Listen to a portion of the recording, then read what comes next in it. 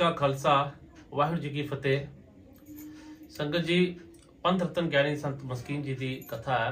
कथा में विचारते हैं कि अमीर लोग रब नूं क्यों नहीं मनते, की कारण है। की कारण है कि अमीर लोग रब तो दूर है। आओ मस्कीन जी की कथा सुनिए, अंत में विचार करांगे कि मस्कीन जी कथा विच की समझाते हैं, इसका कारण की है। आओ कथा सुनिए। जो जगत तो ही नहीं रजिया, मुश्किल है कि ਉਹਦੇ ਅੰਦਰ ਪ੍ਰਭੂ ਪ੍ਰਾਪਤੀ ਦੀ ਕੋਈ ਚੇਸ਼ਟਾ ਪੈਦਾ ਹੋਵੇ, ਉਮੰਗ ਪੈਦਾ ਹੋਵੇ। ਐਸਾ ਦੇਖਣ ਵਿੱਚ ਆਇਆ ਹੈ, ਜਾਂ ਤੇ ਪ੍ਰਮਾਤਮਾ ਨੂੰ ਉਹ ਮੰਨਦੇ ਨੇ ਜਿਨ੍ਹਾਂ ਨੇ ਆਪਣੀ ਵਾਸਨਾ ਦੀ ਪੂਰਤੀ ਕਰਨੀ ਹੈ, ਆਪਣੀ ਕਾਮਨਾ ਦੀ ਪੂਰਤੀ ਕਰਨੀ ਹੈ। ਦੂਜਾ ਧੜਾ ਉਹ ਹੈ ਜੋ ਆਪਣੀ ਕਾਮਨਾ ਦੀ ਪੂਰਤੀ ਲਈ, ਵਾਸਨਾ ਦੀ ਪੂਰਤੀ ਲਈ ਪ੍ਰਮਾਤਮਾ ਨੂੰ ਇਨਕਾਰ ਕਰਦੇ ਨੇ, ਕਿਉਂਕਿ ਪ੍ਰਮਾਤਮਾ ਬਾਧਾ ਖੜੀ ਕਰ ਦੇਵੇਗਾ। ਅੰਦਰ ਜੋ ਤ੍ਰਿਸ਼ਨਾ ਹੈ, ਅੰਦਰ ਜੋ ਵਾਸਨਾ ਹੈ ਜਿਹਦੀ ਪੂਰਤੀ ਕਰਨੀ ਹੈ, ਈਸ਼ਵਰ ਤੇ ਬਾਧਾ ਖੜੀ ਕਰ ਦੇਵੇਗਾ। तो इस तरह के मनुख ईश्वर तो इनकारी हो जाते हैं, क्योंकि उन्होंने अपनी वासना की पूर्ति करनी है। दो तरह के मनुख असी जगत विच वेखदे हां। कमजोर तबका अपनी वासना की पूर्ति लई ईश्वर नूं मनदा है। ताकतवर तबका अपनी वासना की पूर्ति लई ईश्वर नूं इनकार कर दिंदा है, उस नूं बलाए ताक ते रख दिंदा है। कमजोर तो मुराद ਜਿਹਦੇ ਕੋਲ ਧੀਆਂ ਪੁੱਤਰਾਂ ਦਾ ਕੋਈ ਆਸਰਾ ਨਹੀਂ, ਧਨ ਸੰਪਦਾ ਦਾ ਕੋਈ ਆਸਰਾ ਨਹੀਂ, ਪਦ ਪ੍ਰਤਿਸ਼ਠਾ ਦਾ ਕੋਈ ਆਸਰਾ ਨਹੀਂ, ਉਹਦੇ ਲਈ ਹੁਣ ਆਖਰੀ ਸਹਾਰਾ ਹੈ ਈਸ਼ਵਰ। ਵਾਸਨਾ ਬੜੀ ਪ੍ਰਬਲ ਹੈ, ਤ੍ਰਿਸ਼ਨਾ ਬੜੀ ਪ੍ਰਬਲ ਹੈ, ਔਰ ਉਸ ਦੀ ਪੂਰਤੀ ਕਰਨੀ ਹੈ। तो किस तरह होवे? तो कमजोर बंदा अपनी वासना की पूर्ति ਲਈ ईश्वर ਨੂੰ साधन बनांदा है। ईश्वर साधक है वासना की पूर्ति लई। पर जो ताकतवर बंदा है, जिसने जबर करना है, लुटना है, दुराचार करना है, हुक्म चलाना है जबरन, तो ईश्वर ते उस लई बाधक है, वो फिर इनकारी होवेगा। तो ताकतवर ईश्वर नूं बाधा समझ के, बाधक समझ के इनकारी हो जाता है। कमजोर ईश्वर नूं साधक समझ के उस नूं मनदा है। और ये दोहां दा मनना झूठ है, क्योंकि दोहां दे अंदर जिहड़ी है प्रबल वासना ही है। चंगेज खां हलाकू हिटलर जे बस्तियां दियां बस्तियां उजाड़ सके, जे 1 करोड़ मनुखा नूं हिटलर कतल कर सके, तो ये सब कुछ तां ही हो सकता है कि ईश्वर दी होंद नूं एक पासे रख दिता जाए। भावें ईश्वर नूं एक पासे रखना बड़ी औखी गल है, पर कम से कम मन तो ते उसनूं एक पासे रखिया ही जा सकता है, अपनी सोचण शक्ति तो उसनूं एक पासे रखिया जा सकता है। तो ताकतवर बंदे ने जद अपनी वासना की पूर्ति करनी हुंदी है, तो फिर वो ईश्वर नूं बाधा समझ के इनकार कर सकता है, तां ही वो खून खराबा कर सकता है। ईश्वर का मतलब दया, ईश्वर का मतलब संतोष, ईश्वर का मतलब हलेमी, ईश्वर का मतलब सदाचार, ईश्वर का मतलब है भाईचारा, और ईश्वर का मतलब है निर्वैर बिरतियां। ते जे ये सब कुछ है, तो फिर हिटलर अपनी वासना की पूर्ति कर नहीं सकता। चंगेज खां ते हलाकू का अगे चलना बहुत औखा होएगा। या इस तरह की फितरत के जो मनुख होए ने सारी दुनिया दे कन श्रावण इत्यादि, अगर वो ईश्वर की होंद नूं सामने रख देन, तो मुश्किल है वो अपनी वासना की पूर्ति कर सकन। फिर औखी गल है।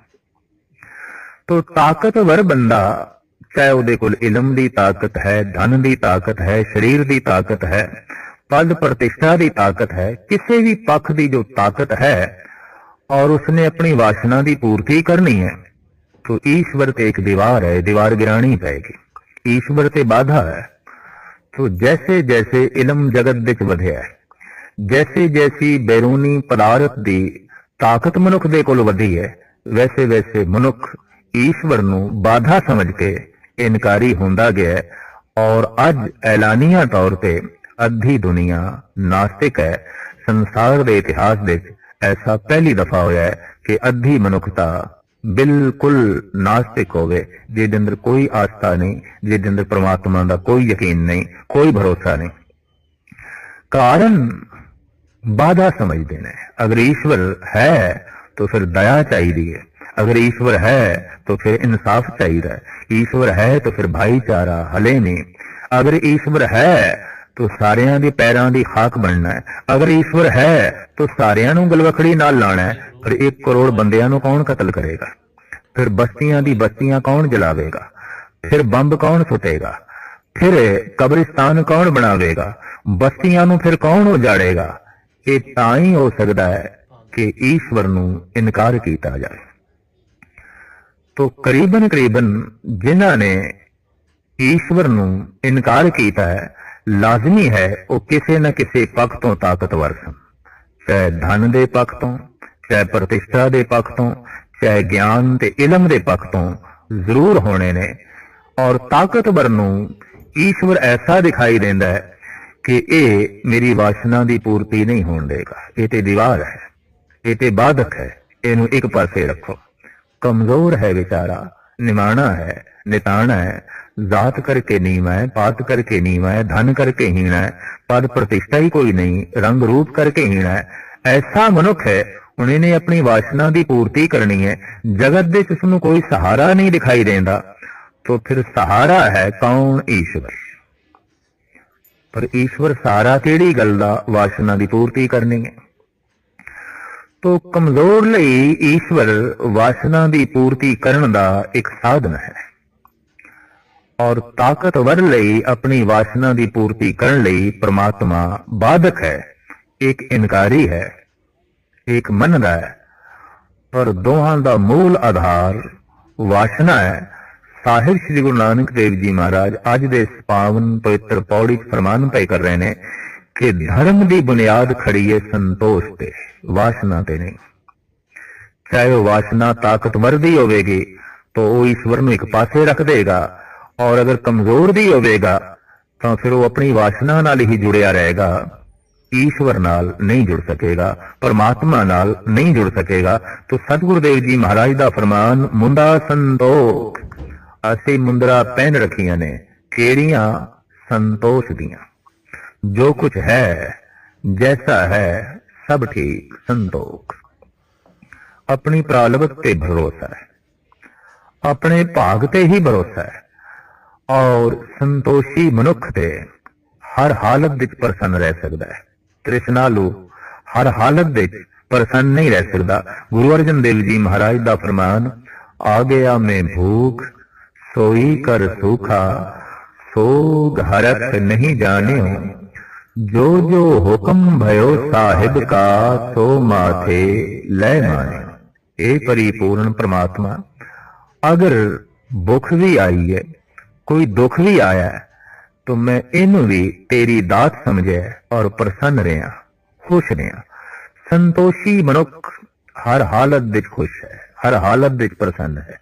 तृष्णालु मनुख हर हालत विच चिड़चिड़ा रहेगा, दुखी रहेगा, बेचैन रहेगा।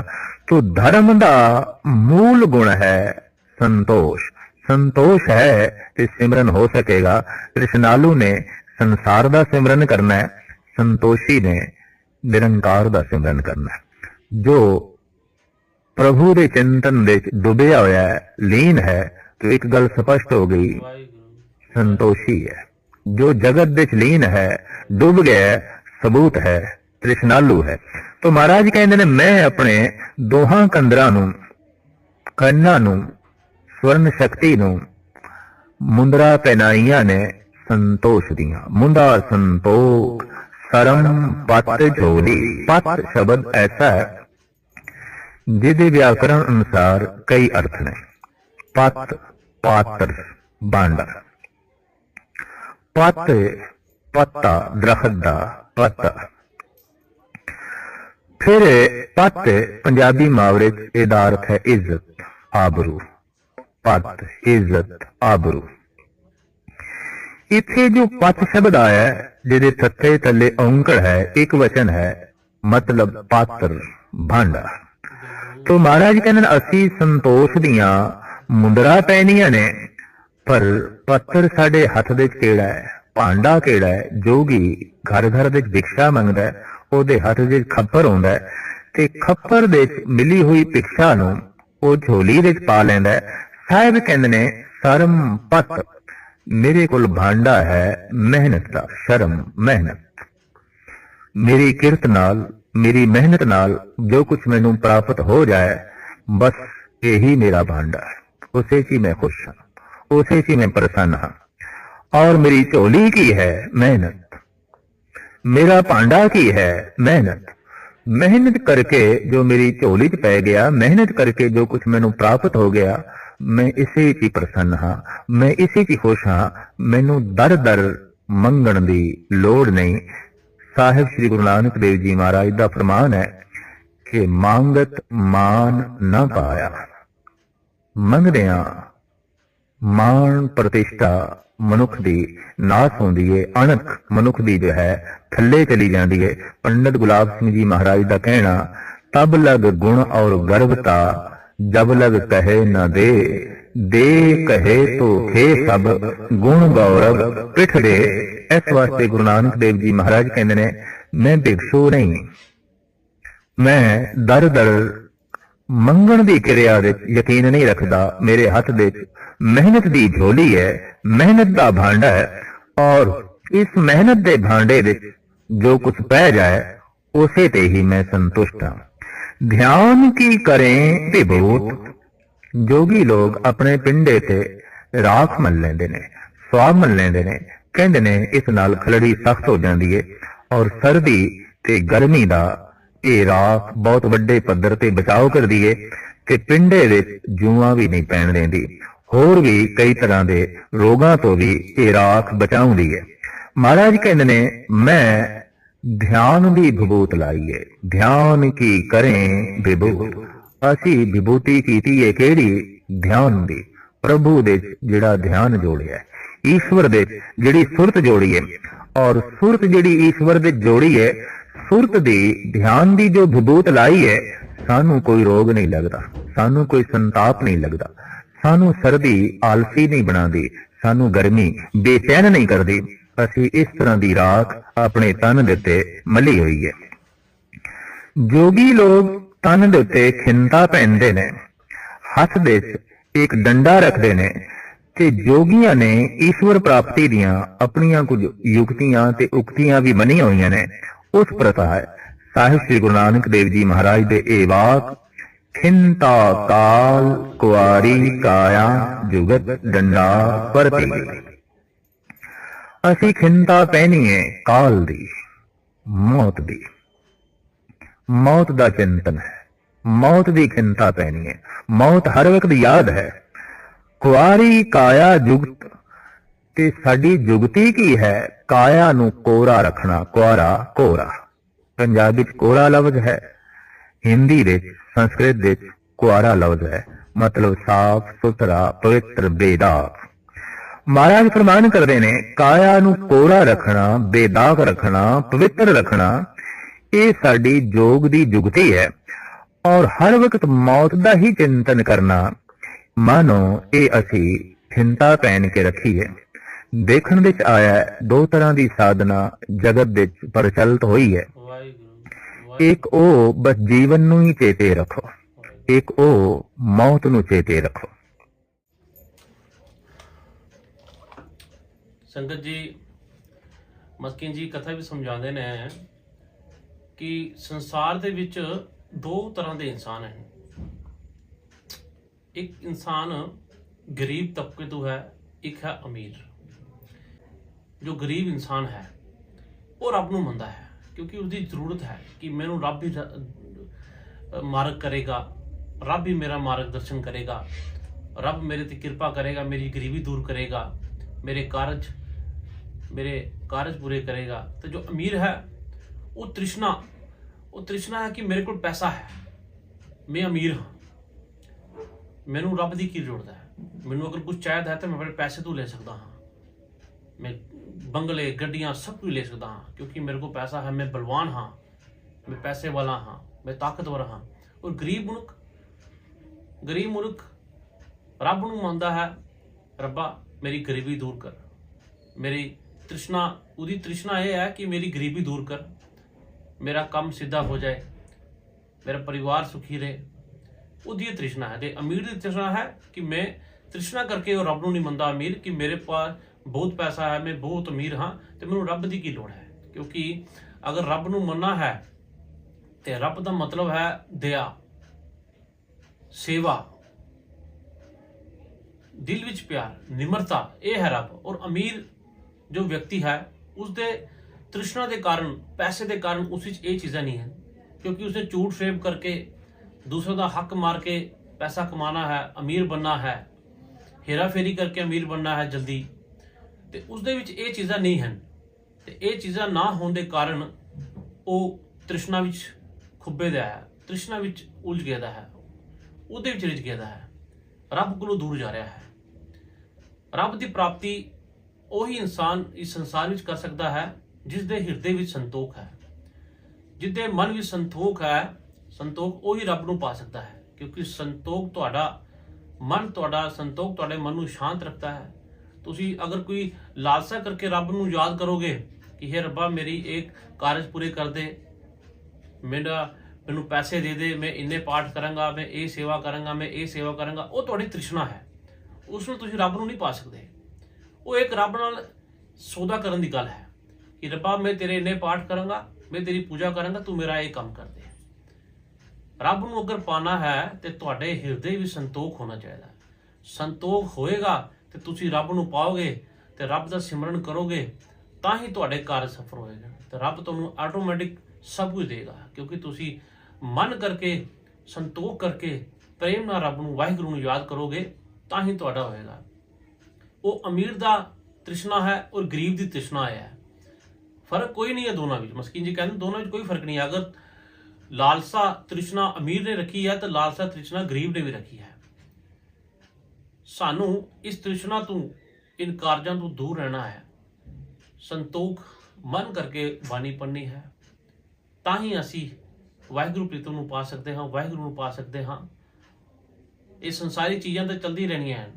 ਇਨਸਾਨ ਦਿਨ ਬ ਦਿਨ ਆਪਣੀ ਮੌਤ ਦੀ ਤਰਫ ਜਾ ਰਿਹਾ ਹੈ। ਤ੍ਰਿਸ਼ਨਾ ਉਸੇ ਤਰ੍ਹਾਂ ਉਸੇ ਜਗ੍ਹਾ ਖੜੀ ਹੈ, ਬਲਕਿ ਹੋਰ ਵੱਧ ਰਹੀ ਹੈ, ਦਿਨ ਬ ਦਿਨ ਵੱਧ ਰਹੀ ਹੈ। ਕਿ ਮੈਂ ਅਮੀਰ ਬੰਦਾ ਕਹਿ ਰਿਹਾ ਕਿ ਮੈਂ ਹੋਰ ਅਮੀਰ ਹੋ ਜਾਵਾਂ, ਮੇਰੇ ਕੋਲ ਇਹ ਚੀਜ਼ ਵੀ ਆ ਜਾਏ, ਤੇ ਗਰੀਬ ਮਹਾਰਾਜ ਮੈਨੂੰ ਪੈਸਾ ਦੇ ਦੇ, ਮੇਰੇ ਕਾਰਜ ਸਿੱਧੇ ਕਰ ਦੇ, ਮੇਰਾ ਘਰ ਪਰਿਵਾਰ ਸੁਖੀ ਰਹੇ। ਰੱਬ ਵਾਹਿਗੁਰੂ ਦਾ ਕਿਸੇ ਨੂੰ ਕੋਈ ਖਿਆਲ ਨਹੀਂ ਕਿ ਵਾਹਿਗੁਰੂ ਨੂੰ ਵੀ ਯਾਦ ਕਰਨਾ ਹੈ, ਪਾਠ ਪੂਜਾ ਕਰਨੀ ਹੈ, ਰੱਬ ਦਾ ਨਾਮ ਜਪਣਾ ਹੈ। ਇਹ ਚੀਜ਼ਾਂ ਰੱਬ ਦਾ ਨਾਮ ਜਪਣ ਨਾਲ ਹੀ ਦੂਰ ਹੋਣੀਆਂ ਹਨ, ਇਸ ਤਰ੍ਹਾਂ ਨਹੀਂ ਦੂਰ ਹੋਣੀਆਂ। ਇਸ ਤਰ੍ਹਾਂ ਅਸੀਂ ਹੋਰ ਉਲਝਦੇ ਰਹਾਂਗੇ ਇਸ ਕਲਯੁਗੀ ਸੰਸਾਰ ਦੇ ਵਿੱਚ, ਤੇ ਅਸੀਂ ਵਾਹਿਗੁਰੂ ਕੋਲੋਂ ਦੂਰ ਜਾਂਦੇ ਰਹਾਂਗੇ ਤੇ ਇਹਨਾਂ ਹੀ ਕਾਰਜਾਂ ਵਿੱਚ ਫਸੇ ਦੇ ਰਹਾਂਗੇ। ਸੰਗਤ ਜੀ, ਸਾਨੂੰ ਵੱਧ ਤੋਂ ਵੱਧ ਬਾਣੀ ਪੜ੍ਹਨੀ ਚਾਹੀਦੀ ਹੈ। ਆਪ ਸਾਰੇ ਜਾਣੂ ਹੋ ਕਿ ਅਗਰ ਇਸ ਸੰਸਾਰ ਤੇ ਸਾਨੂੰ ਇੱਕ ਜੀਵਨ ਮਿਲਿਆ ਹੈ, ਵਾਹਿਗੁਰੂ ਨੇ ਜੀਵਨ ਦਿੱਤਾ ਹੈ, ਤੇ ਅਸੀਂ ਉਹਦਾ ਲਾਭ ਲਈਏ। ਲਾਭ ਲਾਂਗੇ ਤਾਂ ਹੀ ਸਾਡਾ ਜੀਵਨ ਸਫਲ ਹੋਏਗਾ, ਤਾਂ ਹੀ ਸਾਡੇ ਕਾਰਜ ਪੂਰੇ ਹੋਏਗੇ ਤੇ ਸਾਡਾ ਆਇਆ ਹੋਇਆ ਇਹ ਸਫਰ ਜੋ ਹੈ ਇਹ ਪੂਰਨ ਹੋਏਗਾ। ਸੰਗਤ ਜੀ, ਕਥਾ ਬਹੁਤ ਪਿਆਰੀ ਸੀ। ਮਸਕੀਨ ਜੀ ਨੇ ਸਮਝਾਇਆ ਕਿ ਤ੍ਰਿਸ਼ਨਾ ਗਰੀਬ ਦੇ ਮਨ ਦੇ ਵਿੱਚ ਵੀ ਹੈ ਤੇ ਤ੍ਰਿਸ਼ਨਾ ਅਮੀਰ ਦੇ ਮਨ ਵਿੱਚ ਵੀ ਹੈ, ਫਰਕ ਕੋਈ ਨਹੀਂ ਹੈ। ਇਸ ਤ੍ਰਿਸ਼ਨਾ ਨੂੰ ਖਤਮ ਕਰਕੇ ਸੰਤੋਖ ਪੈਦਾ ਕਰਨਾ ਹੈ, ਤਾਂ ਹੀ ਅਸੀਂ ਪ੍ਰੀਤਮ ਵਾਹਿਗੁਰੂ ਨਾਲ ਜੁੜ ਸਕਦੇ ਹਾਂ ਤੇ ਆਪਣੇ ਜੀਵਨ ਸਫਲ ਕਰ ਸਕਦੇ ਹਾਂ। ਸੰਗਤ ਜੀ, ਦਿਓ ਸਾਨੂੰ ਇਜਾਜ਼ਤ। ਨਵੀਂ ਕਥਾ ਵਿਚਾਰਾਂ ਦੇ ਨਾਲ ਫਿਰ ਸਾਂਝ ਪਾਵਾਂਗੇ। ਵਾਹਿਗੁਰੂ ਜੀ ਕਾ ਖਾਲਸਾ, ਵਾਹਿਗੁਰੂ ਜੀ ਕੀ ਫਤਿਹ।